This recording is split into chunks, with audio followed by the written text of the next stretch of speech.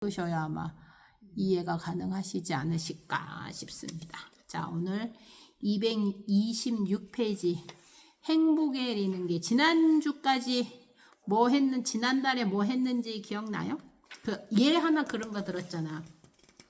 물을 드리려면 어떻게 해야 된다고?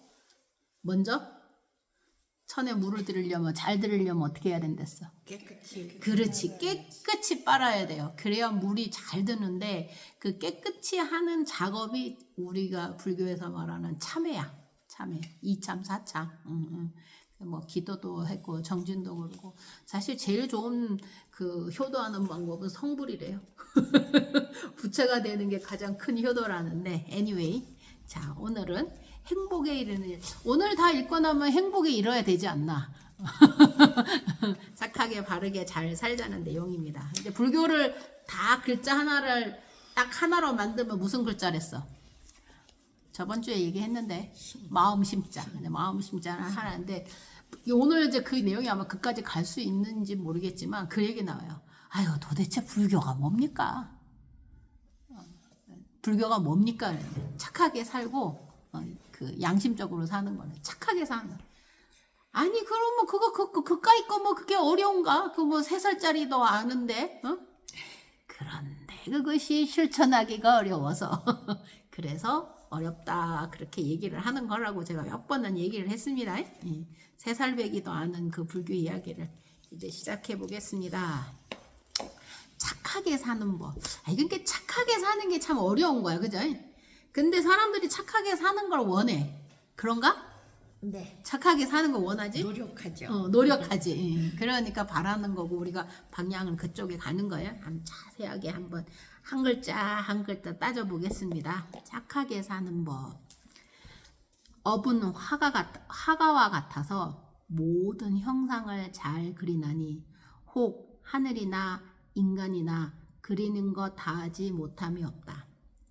그러한 그림은 헤아릴 수 없이 모두가 업에 따라 변화했나니 아무런 채색도 베풀지 않고 아무도 보는 이 또한 없다. 바람벽이 무너지면 그림도 망가져 마침내 모두가 흩어지지만 이 몸은 비록 사라질지라도 업은 오랫도록 남는다. 남는 것이다. 착하게 어떻게 살아야 된다. 업을 잘 지어라. 선업을 잘 지어라. 이 결론이야, 선업을. 그 다음 내용이 그래서 그러면 그 선업이 뭐냐는 거지. 십선업은 도대체 뭐냐. 하나 더 읽겠습니다. 십선업을 잘 지켜라. 열애는 여러 가지 방법으로 생명을 죽이는 것을 책망하여 생명을 죽이는 것을 멀리 하라고 말합니다. 주지 않는 것을 가지는 것을 책망하며 주지 않는 것을 가지는 것을 멀리 하라고 말합니다. 삿된 음행을 책망하며 삿된 음행을 멀리 하라고 말합니다. 거짓말하는 것을 책망하며 거짓말을 멀리 하라고 말합니다.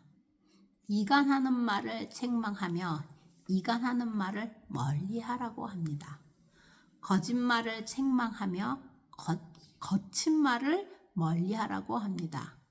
꾸민 말을 책망하며 꾸민 말을 멀리 하라고 말합니다. 간탐을 책망하며 간탐을 멀리 하라고 말합니다. 악의를 책망하며 악의를 멀리 하라고 말합니다. 삿된 견해를 책망하며 삿된 견해를 멀리 하라고 말합니다. 십선업인데 뭘 해라라는 것보다 뭘 하지 말라라는 게 불교에서 말하는 탐진치, 그 다음에 그 5개를 기본으로 하는 거, 입으로 짓는 거, 말로 짓는 거, 생각으로 짓는 그 십선업을 여기서 말하고 있습니다. 자, 뭐 혹시 궁금한 거 있으세요? 조금 그 우리가 해석한 거와 다르죠? 거짓말 하는 거, 그 다음에 뭐 이거는 같아. 이간하는 거, 그 다음에 꾸미는 말, 여기다 이 말했다 저기다 저 말하는 이간질, 그 다음에 탐진치예요.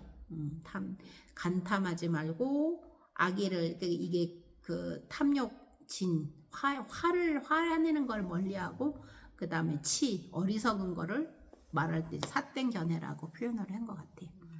자 오늘 이제 계속 우리 소명의 보살님 손으로 이제 읽어볼까요? 시계가 거꾸로 돌아가네. 네, 시계는 바로도 걸어가고 거꾸로 돌아도 갑니다. 주지 마음입니다.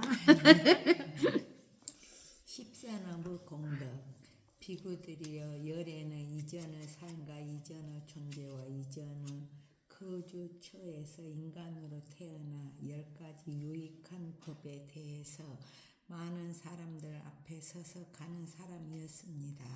그는 몸의 선행, 말의 선행, 마음의 선행, 보시를 베푸는 것, 계를 지키는 것, 포살리를 준수하는 것, 어머니를 공경하고 아버지를 공경하고 사문을 공경하고 바라문을 공경하고 집에서 연장자를 공경하는 것, 다른 여러 높은 유익한 법에 관해서 많은 사람은 우두머리였습니다. 그는 그런 업을 짓고 쌓고 넘치게 하고 풍부하게 했기 때문에 몸이 무너져 죽은 뒤에 좋은 곳이나 천상에 태어났습니다. 그는 거기서 천상의 수명, 천상의 용모, 천상의 행복, 천상의 명성, 천상의 권위, 천상의 형상, 천상의 소리, 천상의 냄새, 천상의 맛, 천상의 감촉을 다른 신들보다 10배나 많이 누렸습니다. 그는 거기서 죽고 여기에 와서는 6개가 솟은 대인상을 얻었습니다. 6개가 뭔지 알아요? 여기 이렇게 부처님 상을 자세히 보면 이 중간이 이렇게 올라왔어요. 이게 6개예요. 머리가 이렇게 올라왔어요. 자세히 안 보셔요? 뒤에 보면 되잖아. 뒤에 이제 목계 부처님 머리 보면 머리 위에 이렇게 올라왔잖아요. 저게 6개예요. 그래서 공부를 어느 정도 좀 이게 꼭 올라왔다고 공부를 잘한다라는 거는 아닌데 수행을 많이 하는 사람들의 이제 외모가 조금씩 변하거든요. 이제 그 되어가는 과정을 조금 설명한 거야. 그래서 우리나라도 그러잖아.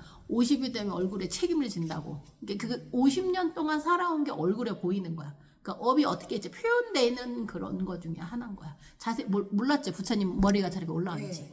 원래 이제 그 말도 있어요. 부처님이 정말로 삭발을 했었을까? 근데 부처님 저 머리카락 있는 거예요. 근데 이 머리카락이 돌돌돌돌 말려갖고 딱 들어간 거야. 그래서 그 인도를 가면 수행자들이 다 삭발을 하진 않아요. 오히려 자이나교 쪽에서 삭발을 하지. 그러면 왜 스님들은 삭발을 하게 해요? 여러 가지 이유가 있어요. 내가 깎아보니까 알겠어. 왜 삭발을 하는지. 첫째, 머리에 신경을 안 써. 그렇죠. 그게 제일 이제 이게 번뇌를 얘기하잖아. 그 보면 저기 머리를 어떻게 해야 되나, 뭐 어떻게 꾸며야 되는 또 내용이 나오잖아. 그 예전에는 그 저기 뭐야 옛날에는 세금을 안 내려고 스님이 되는 사람들이 있었대요. 중국에는. 그래서 삭발하는 거와 한 단계를 더 했대. 여기에 9점을 찍었어요. 불로 지졌어. 지졌어. 그렇게 그 고통을 견뎌내도 스님이 되겠냐는 거야. 그러니까 나라 입장에서 한 명이라도 세금 내는 사람이 있어야지. 세금 내는 사람이 없으면 안 되잖아요. 가서 일도 시켜야 되고. 그래서 어쨌든 이 삭발을 해보니까 아주 편해. 그래서 내가 그리고 이제 자주 해야 되잖아요. 그러니까 내가 가끔 요새 그런 기계가 나왔대. 머리 딱 갖다 내면 싹 나도 깎이는 봤어요, 거. 인터넷에서. 헤어스타일 딱 디자인하면 이렇게 하면서 내가 보셨어요? 저거 거 스님들이 필요하다. 우리는 디자인 구상도 없다. 머리만 딱 갖다 대면. 근데 이제 부처님 경전의 내용에 보면 그 시대에는 AI 시대가 없었음에도 불구하고 딱 공부를 하고 수행하고자 생각만 하면 머리카락이 싹 깎아져 나갔대요. 그런 내용이 나왔어요. 내가 우리가 아직 도가 부족해갖고 코스코 가서 칼을 사야 되는구나. 그런 고민을 가끔 했었어요. 그러니까 이게 없어 보니까 이 머리카락으로 인해서 이어지는 일들이 굉장히 많거든요. 보살님도 헤어보세요. 머리 자주 깎으러 가야 되지. 또 영양도 되지. 머리 빠지는 거 신경도 써야 되지. 나갈 때마다 헤어스타일 걱정해야 되지. 이제 여러 가지 머리로 일어나는 그런 많은 그런 번뇌를 아주 싸그리 없어. 그리고 제일 중요한 거. 스님들은 나가면 티가 나. 우선 머리카락이 없으니까 다른 종교인과 달리 옷을 아무리 바꿔 입어도 모자 쓰면 되잖아요. 모자 써도 옷이 옷이요. 뭐. 그래도 어쨌든 좀 티가 나. 우리가 신부님들이랑 스님들이랑 어쨌든 소위 말해서 빨가벗고 입어서 티가 나. 왜냐면 이게 머리카락이 없다는 게 그 구분이 지어지는 거야. 옛날에는 머리카락이 다 길었잖아요. 그래서 이게 수지 부모라고 머리카락을 자르면 안 되는 그런 시대에 이 머리카락을 자르는 건 엄청난 이 뭐야 해야 되나 큰 사회의 개혁적인 일 중에 하나였지 않았나. 시대적으로나 역사적으로나. 그래서 부처님 저희는 처음에 삭발을 하는데 노스님이 이게 머리를 삭발하는 거를 처음부터 행자들이나 센 스님들이 잘 못해요. 그럼 우리 노스님이 가만 의자에 앉아갖고 이런 의자도 아니야 그냥 그 앉는 의자잖아요. 2시간을 머리를 대세요. 이게 어려놓으니까 이게 삭발을 지금은 그 코스코 칼처럼 이렇게 해도 안 비는데 그 당시에는 진짜 그 면도칼로 했어요. 예. 그 도르코 칼 있잖아. 그게 잠깐만 신경을 쓰면 거기가 피가 나요. 그러면 이제 그 삭발을 하기 전에 삭발을 하는 진원이 있어. 그거를 진원을 하고 노심이 어떻게 가르치냐면 그거를 비면 지옥이 한 번이래. 머리카락 한 번 빌 때마다. 그러니까 얼마나 손을 딱딱딱딱딱 떨면서 그 삭발을 하겠어. 그러니까 2시간이 넘어 걸리는 거야. 그러니까 그 어른이 그걸 기다려주는 거야. 그 애기가 그 삭발하는 게 익숙할 때까지. 우리 스님은 그렇게 안 했어. 우리 노스님은 그렇게 하시더라고요. 그래서 가만 하고 이제 2번째 할 때는 1시간 걸리고 이제 3번째 할 때는 이제 그거를 해. 그러면 이제 강원을 가면 그 삭발 짝지가 생겨. 그러니까는 이 스님은 이 스님한테 삭발해주고 이 스님은 이 스님한테 삭발을 해줘서 서로 이렇게 짝지를 지어줬고 삭발을 서로 해주는 거야. 근데 이제 지금은 저가 있으면 혼자 하지만 대중에 있으면 반드시 남의 머리를 삭발을 해줘. 그러면 참 다양한 두뇌를 만나. 이게 이 두피가 다양하거든요. 근데 그게 어떤 사람은 말랑하고 어떤 사람은 깎하고 어떤 사람은 숱이 없고 금방 한 번만 가도 되는 사람이 있고 그거를 다 경험하게 돼. 강원이라는 단체에서. 이 삭발이라는 게 이게 굉장히 우리한테 중요한 작업이에요. 그래서 삭발을 머리를 자르면 저희는 영양가가 나간다고 생각을 해서 이제 우문사에서는 매달 9일마다 삭발을 해요. 열흘에 한 번에. 음력이에요. 음력으로 9일, 19일, 29일 이렇게 하는데 그때 되면 음식의 메뉴가 뭐냐면 찹쌀밥이랑 미역국이 올라와. 그러니까 스님들이 이제 그날은 영양가 나갔다고 그래가지고 꼭 삭발날은 그런 공양이 들어와. 오늘 누가 찹쌀 공양했습니다. 오늘 누구 미역국 공양했습니다. 해서 그 미역이랑 김 이렇게 딱 3가지는 삭발하는 날 삭발 그 뭐야 해야 되나 정해져 있는 음식 중에 하나야. 근데 이제 미국에 사니까 일주일에 한 번씩 삭발하고 그리고 이제 딱 그 1년이 되면 삭발일이 있어요. 그 뭐야 해야 되나 좋은 삭발일. 뭐 3월 3일 뭐 이런 날 꼭 또 삭발을 또 해. 그래서 스님들이 처음 삭발을 하면 여러분들이 이사 갈 때 그 날짜 잡듯이 삭발일을 잡아요. 그래갖고 처음 삭발할 때 제일 좋은 날로 노시임이 잡아줘. 그러면 그날 처음 삭발을 하는데 삭발 의식하는 거 한 번도 못 보셨죠? 처음에 은사 스님이 머리카락을 이렇게 머리가 길잖아. 그럼 첫 번째를 탁 잘라. 그 이제 이게 이제 이 세계와 저 세계를 그러니까 건너간다라고 하거든요. 그 은사 스님 머리카락을 딱 잘라주면 나머지 머리카락은 은사 스님이 안 해줘. 사수기라는 사람이 있어. 사수기로 말하면 이모 삼촌 그런 사람이 나머지를 삭발해. 왜냐하면 이 사람이 출가를 해서 수행하는 그 동안에 은사 스님 말고 다른 인연을 만들어서 도와주게끔 그렇게 해서 삭발 의식을 해요. 근데 보통 한 명이 할 때도 있고 우리 노스님들은 우리가 클 때는 그 사숙들이 다 올라와요. 삭발할 때는 쫙 이렇게 앉아가지고 이제 삭발하는 걸 지켜보시지. 머리 탁 하고 우리 클 때 어떤 언니는 삭발을 하는데 스님이 되기 싫은데 스님이 되는 거예요. 그래서 얼마나 머리를 자르고 그날 펑펑 우는지.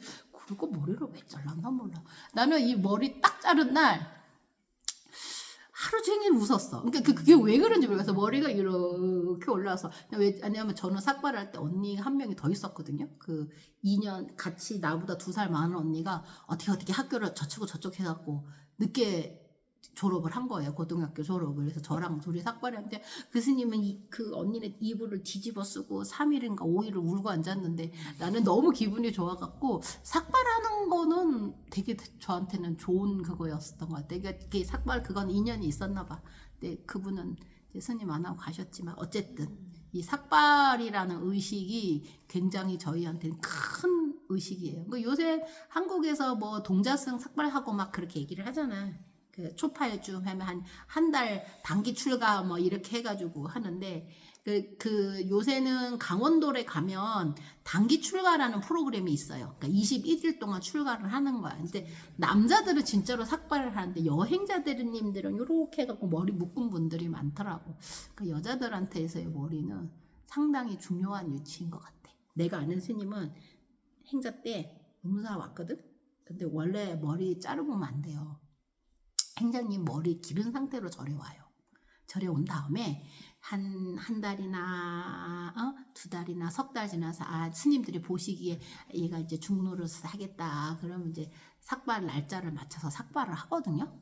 근데 우리 도반은 그걸 몰란 거야. 미정원 가서 머리를 자르고 들어간 거야. 출가를 하러 갔는데 중이 돼서 간 거야. 근데 너무 웃긴 게 머리를 자르고 미니스커트에 하이힐을 신고 출가했대.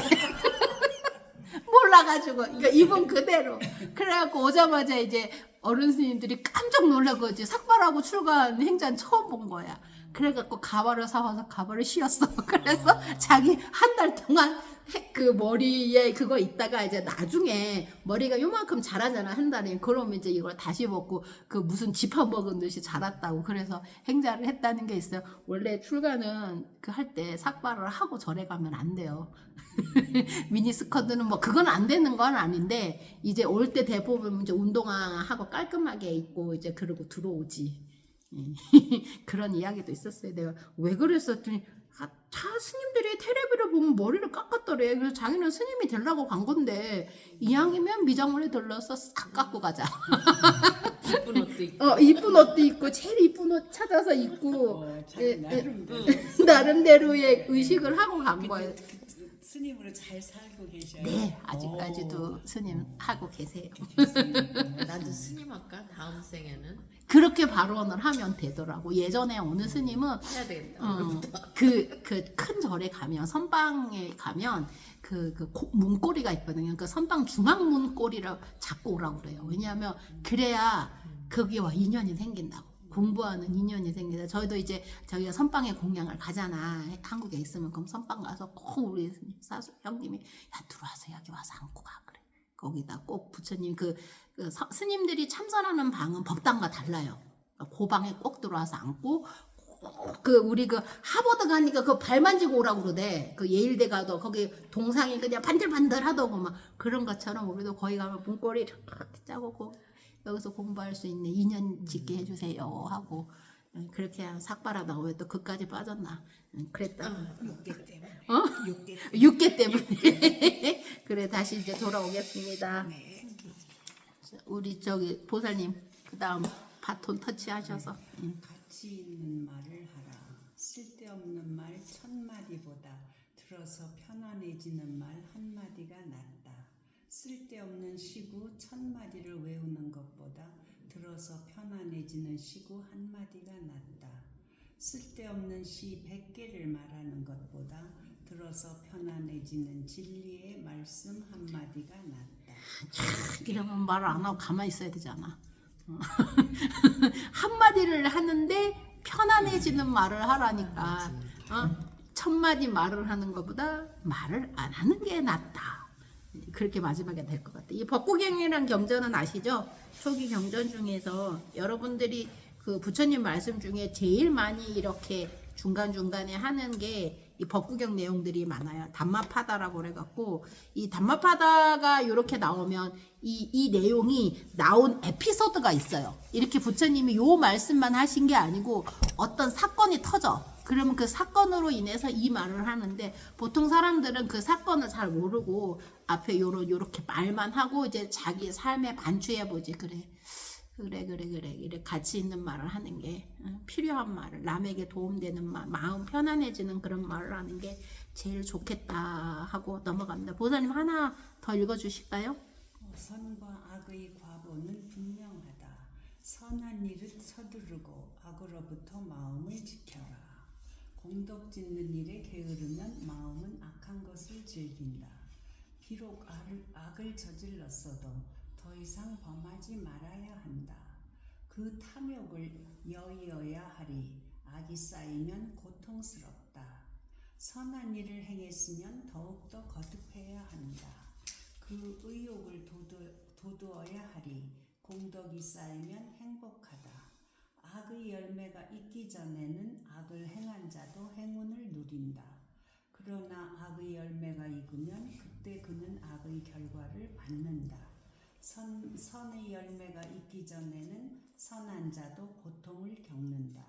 그러나 선의 열매가 익으면 그때 선한 사람은 공덕을 누린다. 그래서 그런 말 했잖아요. 아우 저 사람 진짜 법 없이도 사는 사람인데 참 스님 힘들게 살아요. 그런 말 하시는 분들이 있거든요. 근데 그게 진짜 가보는 있더라고. 그러니까는 너무 인색하게 사는데 그 사람이 잘 사는 거 부러워하지 마세요. 곧 커밍 순입니다.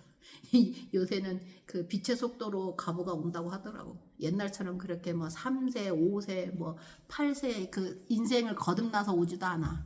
이 생에 가장 큰 그거로 받더라고. 그러니까 악은 남이 싫어하고 남이 힘들어하게 하는 거는 안 하는 게 제일 좋다 이 말입니다. 무슨 뜻인지 모르시는 분은 없을 거예요, 그죠?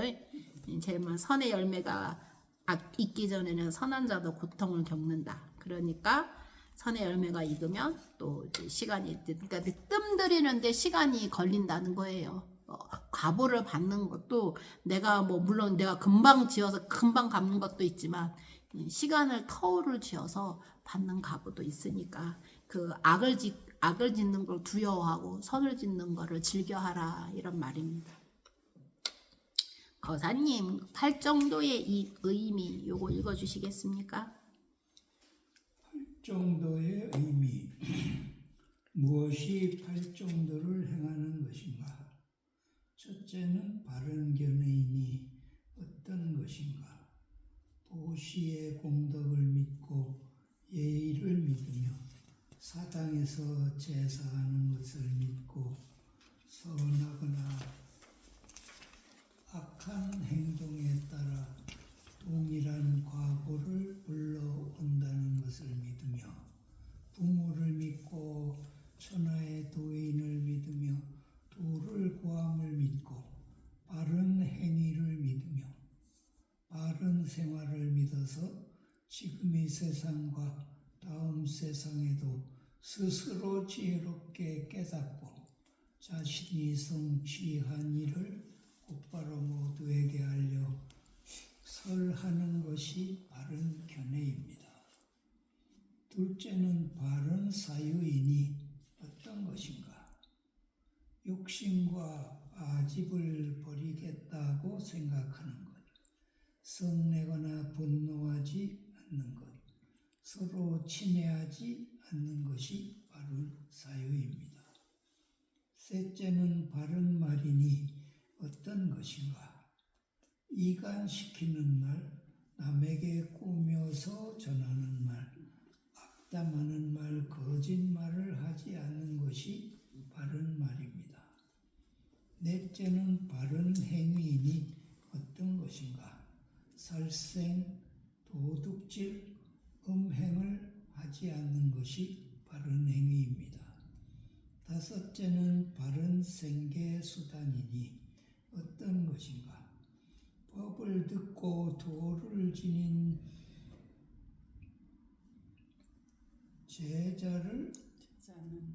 제자는 법답게 구하고 옳지 못한 법으로 구하지 않아야 합니다. 공양, 침상과 와구, 의약품 등을 바른 법으로 구하고 옳지 못한 법으로 구하지 않는 것이 바른 생계 수단입니다. 여섯째는 바른 정진이니 어떤 것인가? 삶과 죽음에 대한 마음을 하나로 집중해서 닦는 것, 정진할 대상을 향해 닦는 것, 힘찬 인연을 일으켜서 닦는 것 등에 실증 내지 않고 나아가서 마음에 굳게 지님이 바른 정진입니다. 일곱째는 바른 마음 챙김이니 어떤 것인가?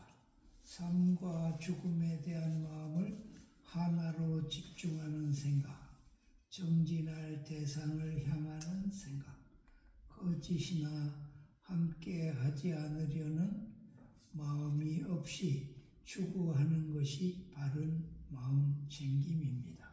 여덟째는 바른 산매인이 어떤 것인가?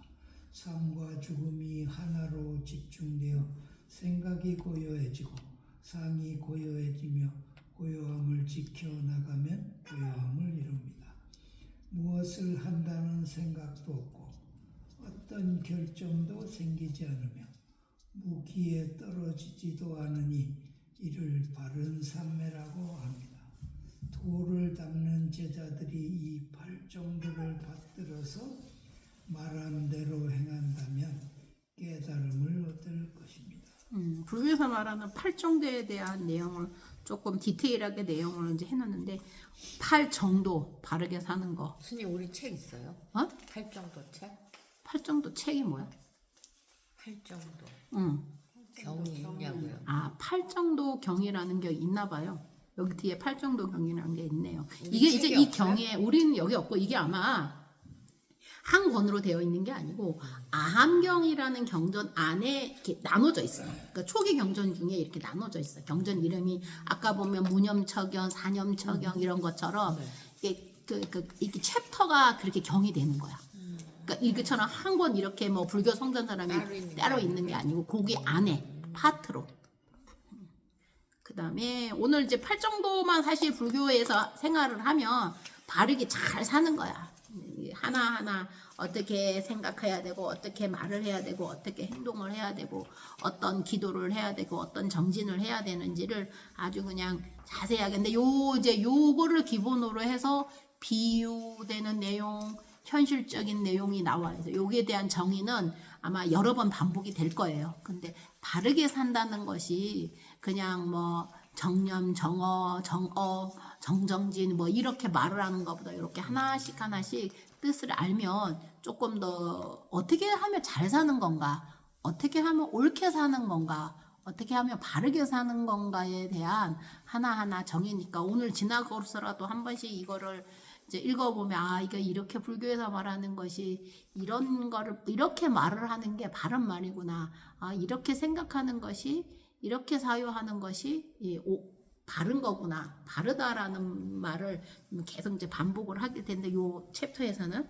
자, 그러면은 이제 다음에 얘기를 우리 저기 김영환 법우님이 한번 해보시겠어요? 여기 231절 여기 이제 팔정도가 의문이 좀 있으실 거예요. 근데 의문은 살짝 덮어놓고 요 내용이 계속 반복이 되니까 그렇게 가셨으면 해요. 예. 계율은 수행자의 신발, 선정은 수행자의 지팡이. 옛날에 비사사라는 귀신이 두 있었다. 그들은 상자 한 개, 지팡이 한 자루, 신발 한 켤레를 가지고 있었다. 두 귀신은 저마다 그것을 가지려고 시끄럽게 다투었으나 해가 지도록 해결하지 못했다. 그때 어떤 사람이 와서 그것을 보고 물었다. 이 상자와 지팡이 그리고 신발이 어떤 신기한 힘을 가졌기에 너희가 그처럼 서로 화를 내면서 다투는가? 두 귀신이 대답했다. 온갖 의복, 음식, 침구, 의약품 등의 생활도구가 다 이 상자 안에서 나옵니다. 또 이 지팡이를 잡으면 어떤 원수도 모두 항복하고 돌아가서 감히 다투지 못합니다. 그리고 이 신발을 신으면 아무도 걸림없이 날 수 있습니다. 그 사람은 이 세 가지 중에 뭐가 있었으면 좋겠어요? 다 가지면 좋죠. 그러니까 신발이냐, 지팡이냐, 상자냐. 이게 다툴만 하지 않아? 요 정도 신통이면? 귀신도 다툰다는데. 계속 나는 신발 가질래. 신발? 어디든지 걸림없이. 상자가 저 상자. 소파 뭐든지 있잖아. 도시락이 나와라. 그 사람이 이야기를 듣고 귀신들에게 말했다. 너희들은 내게서 조금 떨어져라. 너희에게 골고루 나누어 주겠다. 귀신들은 이 말을 듣고 멀리 피했다. 그러자 그 사람은 곧 상자를 안고 지팡이를 든 채 신발을 신고는 날아가 버렸다. 그 귀신은 깜짝 놀라서나 어쩔 수가 없었다. 그가 귀신들에게 말했다. 너희가 다투는 것을 지금 내가 가져가니 너희는 이제 다투지 않을 것이다. 비사사 귀신은 온갖 마궁과 외도를 비유한 것이고 보시는 그 상자를 비유한 것으로 인간이나 천상의 5세계에서 사용하는 온갖 생활도구가 다 그 안에서 나온 것이다. 선정은 지팡이와 같아서 마궁과 원수와 번뇌의 적이 항복하게 하고 계율은 신발과 같아서 반드시 인간이나 천상에 오르게 해준다. 그리고 마궁과 외도들이 상자를 가지려고 다투는 것은 온갖 번뇌 속에 있으면서 억지로 좋은 과보를 구하지만 아무 소득이 없는 데 비유한 것이다. 만일 선행과 보시, 계율과 선정을 닦으면 곧 괴로움을 떠나 도가를 얻을 것이다.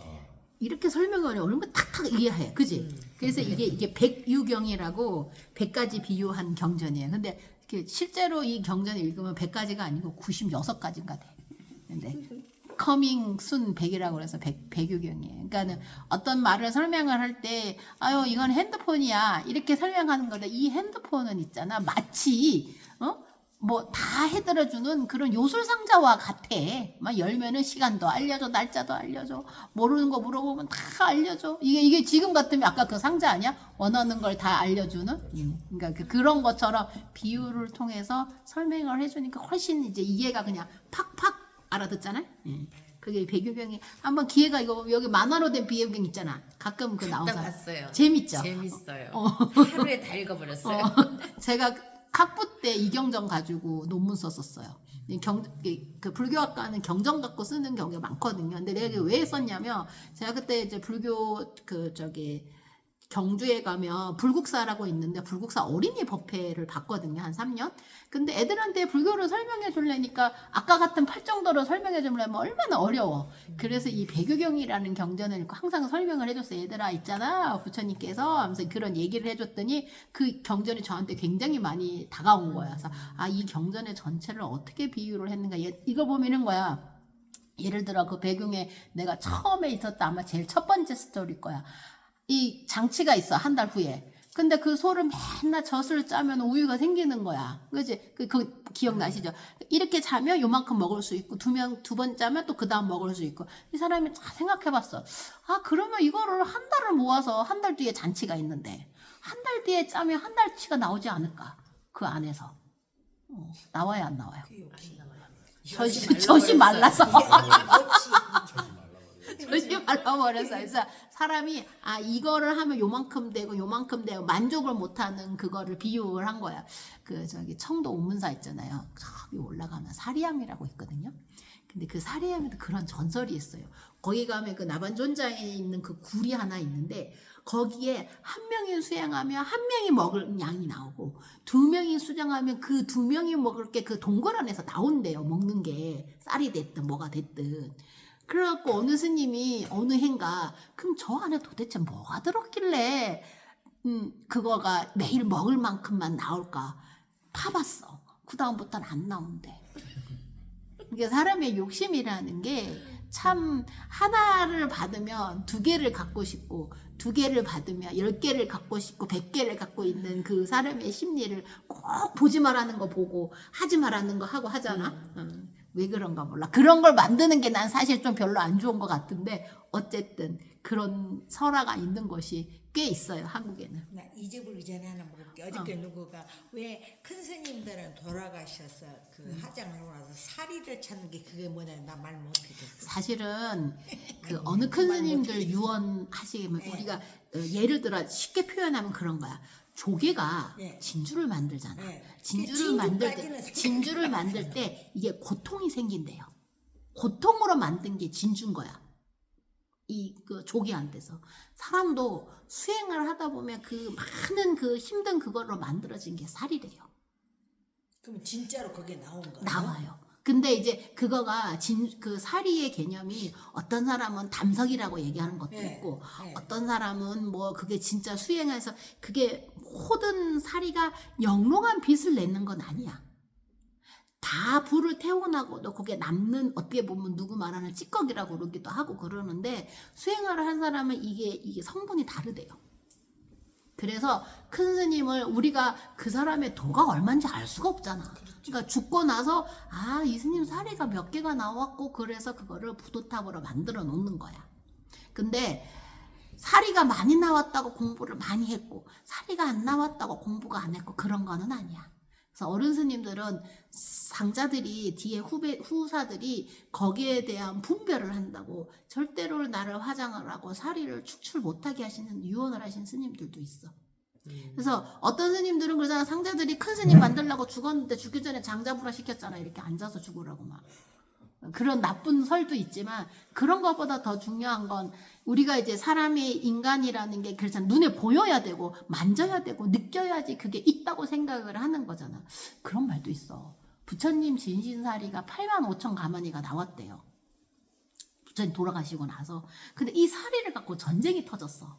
서로 갖겠다고. 부처님 우리가 이 사리를 우리 쪽으로 그거 그때 다 모여갖고 다 나눠가지고 탑을 세웠거든요. 그래서 그 탑을 세우는 원인이 그 사리 때문이에요. 처음에 그 부처님 당시에. 그래갖고 지금 그거를 이제 전래돼갖고 우리나라는 큰 스님 돌아가시거나 뭐 사리가 나오거나 안 나오거나 거기에 맞춰서 부도탑을 세워요. 그래서 오래된 역사져 있는 절에 가면 입구에 이렇게 조그만 탑이 있거든요. 그 부처님 법당에 있는 탑이랑 좀 달라요. 그게 부도탑이에요. 그 부도탑이 어떤 데 뒤에 가보면 돌에다가 이 스님은 언제 태어났고 이런 거 새긴 것도 있는데 대부분들은 안 새기세요. 그냥 그거를 지켜주는 신장이다 생각하고 거기다가 사리를 넣는 경우도 있고 사리를 안 넣는 경우도 있고 그렇게 돼요. 그게 부도탑의 형태로 지금 현재는 남아있어요.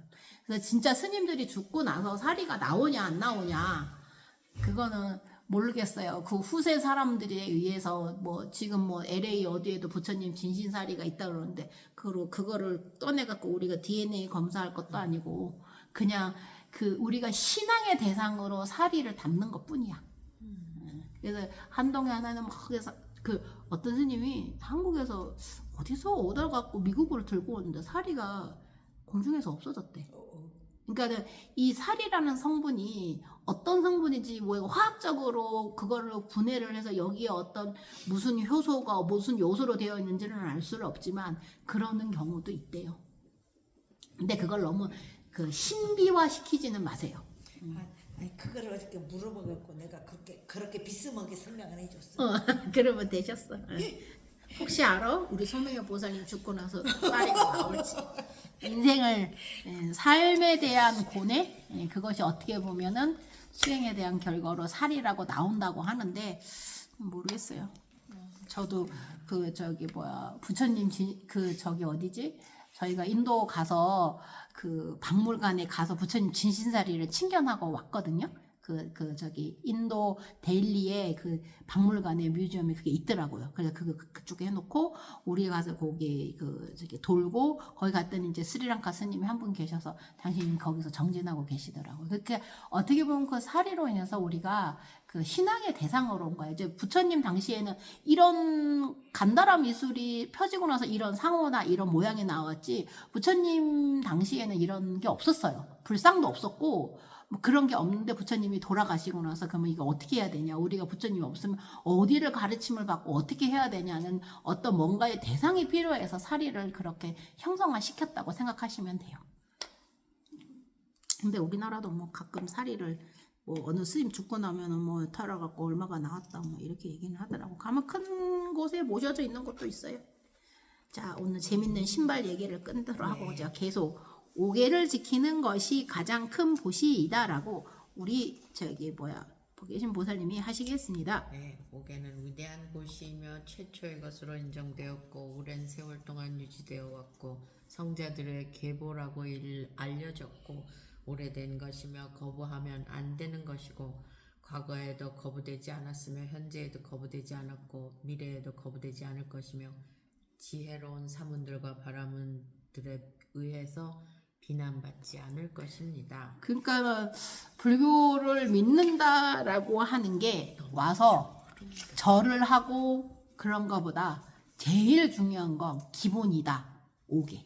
5계를 지키고 사는 것이 불자로서 지켜야 돼. 그러니까 저도 어디더라? 그 LA에 그 타이 쪽에 템플을 갔거든요. 타이 템플을 들어갔는데 그냥 아무나 오면 그 스님들이 와서 가르치는 게 3계랑 5계예요. 물론 불자들이 왔겠지. 하고 무조건 앉으라고 그래. 앉아갖고 그 법문을 하실 때 그 단주 하나 채워주고 그다음 하시는 게 이제 3기 5계를 항상 해요. 이게 부처님 아함경 초계경전은 뭐를 불자라고 하느냐 그 이야기를 할 때 3기 그러니까 삼보에 대한 그 귀의를 맹세하고 두 번째 이 5계를 지키겠습니다라고 하면 우리를 그를 불자다라고 불교를 믿고 부처님의 가르침을 따르는 사람이다라고 이야기를 하는 겁니다. 그런데 나는 이제 미국에 와서 그러면 뭐를 우리가 불자라고 얘기를 하냐 한 달에 한 번이라도 절에는 와야 된다. 왜냐면 이게 뭐냐면 절에 안 오는 불자들이 굉장히 많거든요. 미국에도 절이 없어서 못 가는 분도 있고 절이 있어도 안 오는 분들이 있고 뭐가 안 맞아서 안 오는 분도 있고 뭐가 싸워서 안 오는 분들도 있는데 천지만상인 거야. 인간의 군상들은. 그런데 그 속에서 또 배워지는 게 있어.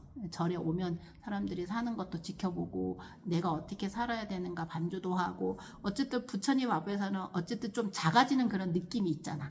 그것들이 종교를 이어가고 신앙을 이어가고 믿음을 하는데 아주 그 밑거름이 된다는 거죠.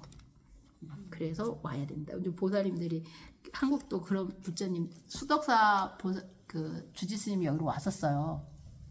그때 이제 이게 없고 여기 법당이 있었는데 수덕사에서 그때 무슨 그 달마사 50주년 행사가 있어서 50주년인가? 30주년. 아니야 50주년 달마사는. 닮았어. 태고사 생겼어. 태고사 때는 태고사 때 왔나? 안 왔어. 네, 태고사 그 때 50주년에 수덕사 주지스님이 오신 거예요 그 당시에. 그리고 여기 쫙 이게 하는 그 버스 한 대가 왔으니까 50명이 나는데 쫙 간 거야. 그래갖고 막 얘기를 하시려는데 그러니까 막 웃으시면서 저한테 물으시더라고. 여기는 법회를 얼마나 자주 하나? 그래서 저희는 매주 합니다. 그럼 보살님들이 매주 오나? 그러시더라고요. 예, 매주 오시는 분들도 있고 한 달에 한 번 오시고 한 달에 2번도 오시고 뭐 5번도 오시고 그러십니다. 아이고 거룩하네. 그러시면서 하시는 말씀이 여기 있잖아. 여기 50명 중에 1년에 한 번 오는 불자가 대부분이야? 막 이러시더라고. 그러니까 안 오시는 분들도 부처님 있고 오신 날. 부처님 오신 날 불자들이 많다면서 그런 아쉬움을 저한테 얘기를 하면서 이제 그때 이제 법문을 해주시더라고. 절에 자주 좀 와! 막 이러시면서 여기 미국 불자들이 얼마나 거룩한지를 알아! 막 그때 자성을 보살님이랑 몇 분이 와 그래서 외부에서 왔다고 그러니까 왔었거든. 그래서 이제 생각해 보니까 한국에서는 초하루 불자가 그래 초하루마다 절에 갔는데 그래도 그 숫자가 그렇게 많지 않았었다. 저는 그 대학원에서 뭘 했냐면 비교 종교학을 좀 공부를 했었어요 학부 때. 그러면은 기독교랑 뭐 원불교나 천주교나 불교의 그 종교인의 숫자 이런 거 비유하는데. 제가 공부할 때만 해도 불자가 제일 많았어요. 근데 중요한 건 불자가 많은 게 중요한 게 아니고 얼마나 자주 절에 오는가 교회를 가는가. 우리는 택도 없어. 택도. 대부분 한 달에 한 번 가면 굉장히 자주 가는 불자야. 거기다가 1년에 한 번. 내가 그러고 나서 저기 태고사에 있는데 그 베이커스 필드에 목사님이 한 번 올라오셔서 한번 자기 성도 자료를 한참을 하고 내가 물어봤어.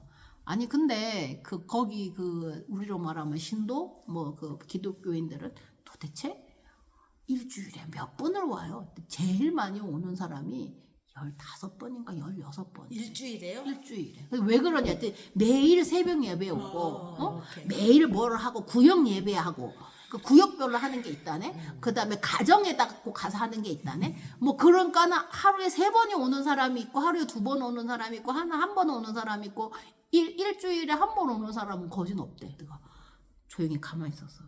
우리는 한 달에 한 번 오는 것도 자주 온다고 그러는데 이게 교육이 되기가 참 종교마다 이게 성향이 다르잖아. 그러니까 불자들은 마음에 부처님이 있다 생각하고 절에를 안 오는구나. 그래 생각을 잠시 했어요. 불교가 강요성이 가장 없는 종교잖아요. 네. 저런 데는 천주교는 주일 한 번 빠지면 고백성사 봐야 되고.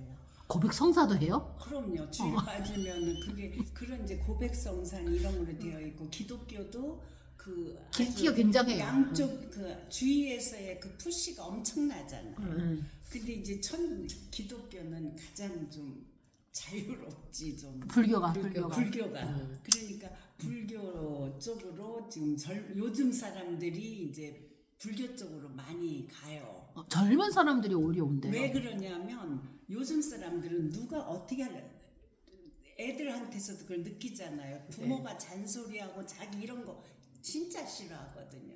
그러니까 이 그 불교가 굉장히 많이 어필을 하는 것 같아요. 시스템만 잘 돼 있으면. 예, 근데 그거를 조금 시스템이 안 돼 있어. 아니 이제 이번에 그 저기 비구니 스님 두 분이 왔었어요. 그 민우 스님이랑 법진 스님이랑. 근데 이제 민우 스님이 디얼팍이라고 베트남 스님들이 수행하는 거기 가서 이제 있다가 온 거예요. 한 보름 정도. 근데 왔는데 자기는 되게 놀랬다는 거야. 한국 스님들 사실 저희는 이제 그 행동의 움직임에 대해서는 자유로워요. 그러니까 자기가 책임도 지고 그런데 베트남 스님들 가니까 거기가 이제 1년에 그 전국에 이제 그 지점이 몇 개 있다는 거야. 뭐 프랑스에도 있고 베트남에도 있고 뭐 미국에도 여기 있고 저기 뉴욕 쪽에 하나 있거든요. 근데 거기서 출가한 스님들은 거기밖에 못 간대요. 그리고 다른 절을 가면 옷을 벗어야 된대요. 그 내가 그랬거든. 우리 스님들 우리 여기 있다가도 태국 절에도 가고 아니 그 스리랑카 절에도 가고 뭐 중국 절에 가는데 뭐가 문제야. 그런데 그게 굉장히 뭐 해야 되나 타이트라고 거기 이제 있는데 스님들이 한 30명, 60명 정도 산대요. 비구니 스님 정도 한 비구 스님 같이 사는데 굉장히 비구 스님들이 해야 되는 그 커뮤니티가 굉장히 많고 딱 인터넷을 7시부터 9시까지밖에 못 쓴대.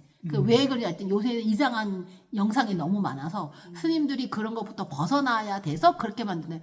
자기 답답해 죽는 줄 알았대. 2년 동안. 그러니까 장점과 단점이 있는 거야. 그러니까 스트릭하게 이렇게 그걸 해놓으니까 거기를 안 벗어나. 한국 스님 그렇게 했다가는 그냥 다 도망가겠다. 내가 그랬더니 자기도 그런 거를 느꼈다고. 우리가 이제 한국 스님들이 갖고 있는 그런 자유로움에 대한 거랑 책임감이랑 이런 것들이 다 같이 동반을 하는데 거기는 거기서 있으면 다 해주긴 한대요. 뭐, 한 달에 월급이 70불인데, 그거 말고는 의료, 그 다음에 치과, 안과, 이런 보험들을 사찰 자체 내에서 다 할 수 있게끔 시스템이 되어는 있대. 의료 쪽에는 보험은 잘 돼 있는데, 그렇게 거기를 벗어나면 단 1원도 지원이 안 된대. 그러니까 옷을 벗어야 된대. 그냥 다른 절 말고. 그래, 내가 다니다 보니까, 베트남 스님이 잘 안 다니는 것 같다는 생각이 들어. 이렇게 룰들이 가지고 있는 그 자기의 전통이 조금 다르다. 한국 스님들이 자유롭긴 해. 그죠? 자, 그 다음에 계속 읽겠습니다. 보살님 하나 더 읽어주세요. 짧고 왔어요. 정확하게 판단한 후에 받아들여라. 소문으로 들었다고 해서 대대로 전승되어 온다고 해서 그렇다고 하더라 라고 해서 성전에 쓰여 있다고 해서 논리적이라고 해서 추론에 따라서 이유가 적절하다고 해서 우리가 사색에서 얻은 견해와 일치한다고 해서 유력한 사람이 한 말이라고 해서 혹은 이 사문은 우리의 스승이시다 라는 생각 때문에 진실이라고 받아들이지 마십시오. 그대들은 참으로 스스로가 이러한 법은 해로운 것이고 이러한 법은 비난받아 마땅하고 이런 법은 지혜로운 이들의 비난을 받을 것이고 이러한 법을 전적으로 받들어 행하면 손해와 괴로움이 생긴다 라고 알면 그때 그것들을 버리도록 하십시오. 얼마나 정확해. 그지? 뭐 누가 뭐 말했다고 해서 믿지 말라는 거야. 당신이 그 스승인데도 우리 스승이 이런 말을 했어. 그렇다고 믿지도 말해. 그냥 네가 그거를 스스로 해보고 그거를 체험을 해보고 거기에 대해서 비판도 해보고 그리고 나서 그거를 버리든지 가지든지 해라. 아셨죠? 내가 말했다고 100% 믿지 마세요. 미리 말했어요. 미리 말했어요. 자, 조금만 더 해볼까요? 네. 이 참 재밌죠? 깔람하게. 딱 알아듣겠잖아. 뭐 어려운 게 있어, 이게. 그래서 불교가 어렵다, 쉽다? 쉽다. 말이 어려운 거지. 실천하기 어려운 거지. 실천이 어렵죠. 이게 뜻이 어려운 건 아니다. 정지는 너무 조급해서도 너무 느슨해서도 안 된다. 이거 내가 그 암경에 나온 내용이라고 몇 번 법문할 때 비유를 한 적이 있어요. 잘 들으면 아주 이게 어려운 게 없어. 부처님께서 소나에게 말씀하셨다. 그대가 정말 홀로 고요한 곳에서 선정에 들어 사색하다가 나도 부처님의 제자로서 부지런히 공부하는 제자들 가운데 하나다. 그런데 나는 아직까지도 번뇌를 다 끊고 해탈을 얻지 못했다.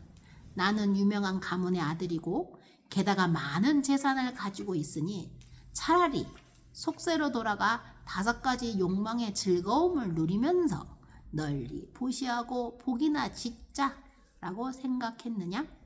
이때 소나는 세존께서 이미 내 마음을 알고 계시는구나 라고 생각하고 놀랍고 두려워서 털이 곤두섰다. 그는 부처님께 아뢰었다. 진실로 그렇습니다. 세존이시여. 부처님께서 소나에게 말씀하셨다. 내가 이제 너에게 물으리니 너는 대답해라. 소나여, 너는 속세에 있을 때 비파를 잘 탔느냐? 그렇습니다. 세존이시여. 내 생각에는 어떠하냐? 내가 비파를 탈 때 만일 비파주를 너무 조이며 미묘하고 부드럽고 맑은 소리를 낼 수 있느냐? 아닙니다. 세존이시여. 만일 비파주를 느슨하게 하면 과연 미묘하고 부드럽고 맑은 소리를 낼 수 있었느냐? 아닙니다. 세존이시여. 비파주를 고르게 해 너무 헐겁지도 않고 조이지도 않으면 미묘하고 부드럽고 맑은 소리를 낼 수 있었느냐? 그렇습니다. 세존이시여. 정진이 너무 조급하면 오히려 들뜸만 늘어나고 정진이 너무 느슨하면 사람을 게으르게 한다. 그러므로 너는 평등하게 닦고 익히고 거두어 받아 집착하지도 말고 게으름을 짓지도 말고 상을 취하지도 말라. 소나는 부처님의 말씀을 듣고 기뻐하면서 예배하고 물러갔다. 그는 부처님께서 말씀하신 비파 타는 비유를 항상 생각하면서 앞에서 말씀하신 것처럼 홀로 고요한 곳에서 선정에 들어 사색했다. 그리하여 번뇌가 다 끊어지고 마음이 해탈에 아란히 되었다. 부처님도 이렇게 가끔 물어봐. 전생에 뭐 했냐? 그걸 해야 전생에 뭐 했냐면 업이 그쪽으로 끌려 있거든. 그럼 거기를 딱 맞춰서 설명을 해주면 딱 하고 알아듣는 거지. 그러니까 여러분들이 이게 중도예요. 너무 조이지도 너무 느슨하지도 않고 중도는 가운데 길이 아니고 상견과 단견을 벗어난 거예요. 예를 들어 너무 끝만 아니면 가잖아. 이쪽으로 가면 이쪽으로 떨어지시고 이쪽으로 가면 이쪽으로 떨어지는데 떨어지지 않을 정도의 적당한 그거. 그러니까 부처님의 삶을 지켜보면 출가 전에는 왕자로서 자기가 누릴 수 있는 최고의 호화, 쾌락을 누렸잖아요. 뭐 어릴 때 성 3개에다가 뭐 있는 거 없는 거 다 먹고 말만 하면 오고 여자 오면 탁 늘어고 항상 주위에 젊은 사람만 오고 최고의 호락을 누리고 출가를 해서 부처님 뭘만 해봤냐면 그 부처님 상 중에 고행상이라고 보셨어요? 이렇게 뼈골이 상적해갖고 이렇게 뭐 갈비뼈 다 드러나온 거 하루에 콩 7알로 버티는 그런 고행을 한 거야. 그거 나서 부처님 뭘 느꼈냐면 야 이게 사람 몸을 괴롭히고 사람 생각을 아주 짓눌리고 너무 쾌락을 한다고 공부가 이루어지는 것이 아니다. 그걸 몸소 보여줘요. 그때 그 마지막에 그래서 그 고행상에 나와서 그 수자타의 공양을 받고 아 내가 여기서 도를 이루지 않으면 이제 더 이상 내가 깨어나지 않겠다, 움직이지도 않겠다라는 굳은 결심을 듣고 마지막 그 우유죽을 먹거든요. 그 우유죽을 먹고 그 거기에 그날 이제 그 7일 동안 앉으면서 성불을 하는 게 있는데 이제 그 삶이 보면은 아 우리가 어떻게 공부를 해야 되는지 어떻게 생각을 해야 되는지 어떻게 조이고 어떻게 느슨해야 되는지가 이제 그 보여주는 거야. 삶을 그렇게 거기 가면 진짜 그 수자타가 공양한 터가 있다니까요. 수자타가 얼마나 잘 산 연자인지 아세요? 그게 갑부의 여인이었어요. 잘 사는 여자인데 그냥 수행을 하다가 지나가다가 그 우유죽을 부처님의 공양을 올리는 것만 보고 우리 절에 그 수자타 보살 하나 있잖아. 그 보살이 맨날 부처님한테 공양 올려서 자기가 이름이 그래갖고 점에 그러다 이름이 그래서 맨날 뭘 바쳐야 되는 사람인 줄 알았더니 가서 보니까 갑부의 여인이요. 거기 지주 딸이래. 그래 놓으니까 스님 할만한 것 같아요.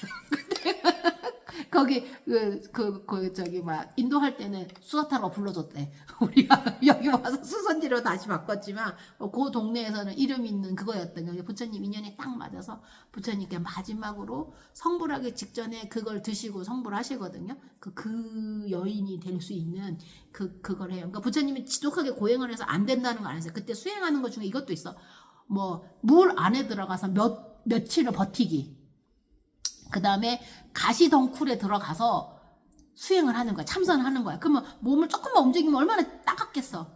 그렇게도 해봤는데 이것이 몸을 괴롭히는 고행으로 얻어지는 건 아니라는 거지. 생각이 계속 그 아픈 거로 가는 거야. 아, 이건 아니다. 적당하게 이 비파의 줄처럼 그 괴롭지도 않고 너무 쾌락도 아닌 그 중간에 그 수행, 그 과정이 가장 수행을 하고 공부를 이루는데 좋은 거라는 걸.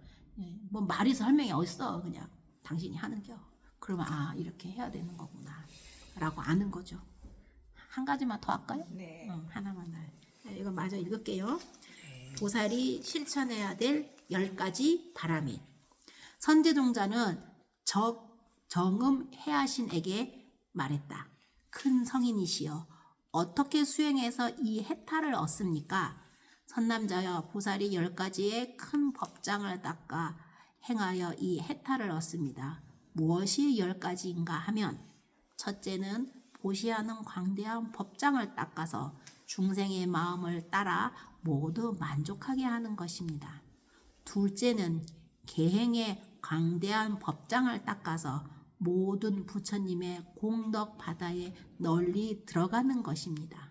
셋째는 견디고 참는 광대한 법장을 닦아서 모든 법의 성품을 두루 생각하는 것입니다. 넷째는 꾸준히 노력하는 광대한 법장을 닦아서 일체 지혜가 나아가 물러서지 않는 것입니다. 다섯째는 선정의 광대한 법장을 닦아서 모든 중생의 뜨거운 번뇌를 없애는 것입니다. 여섯째는 반야의 광대한 법장을 닦아서 모든 법 바다를 두루 아는 것입니다. 일곱째는 방편의 광대한 법장을 닦아서 모든 중생을 성숙하게 하는 것입니다.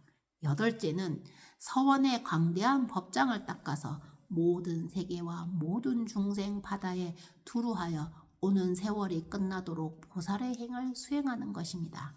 아홉째는 힘의 광대한 법장을 닦아서 잠깐 동안에 모든 법계의 바다에 나타나 모든 국토에서 등정각을 이루어 쉬지 아니하는 것입니다.